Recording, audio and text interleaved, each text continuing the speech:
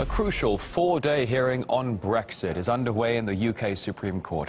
The British government is seeking to overturn a previous ruling under which it is required to obtain Parliament's approval before triggering the legal process of withdrawal from the EU. We discussed the issue with law professor Tom Brooks in the Remain camp and radio host John Gaunt, a Brexiteer. They didn't exactly see eye to eye.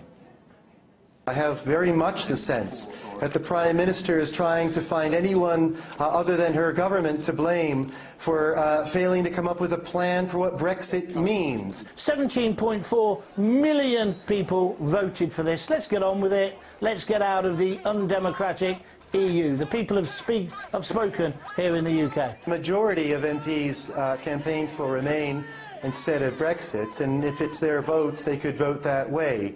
It's true that a referendum is only advisory. It's not a change in the law.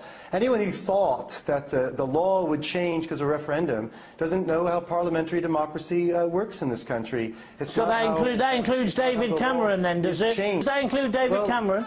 He spent £9 million on a leaflet. Well, where in that leaflet does it say... Hold on a minute. Where does it say in that leaflet it was advisory, Professor? Just remind me. As you may know, my friend, I didn't write the leaflet. I didn't advise the government on it. That the Prime Minister said one thing and did another is a problem for the Prime Minister. I think that all minds need to be turned now on what exactly Brexit means. There's a lot of people shouting, you know, let's leave now, and they overlook the number of legal regulations that will need to be sorted out. It's not as simple.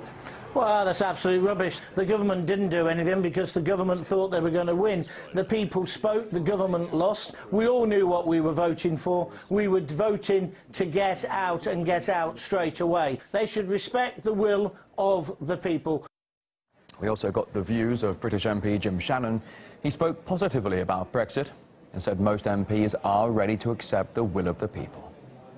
It's a legal challenge, and we have to acknowledge a legal challenge, and it has to be processed, has to be concluded. But the fact of the matter is, we are where we are, and we've got the government's got to take on the legal challenge. If we're successful, well then Article 50 goes ahead. If we're not successful, then we bring it to Parliament. I have to say I'm not worried because I think most of the MPs accept that the people have spoken. There's a mandate for it.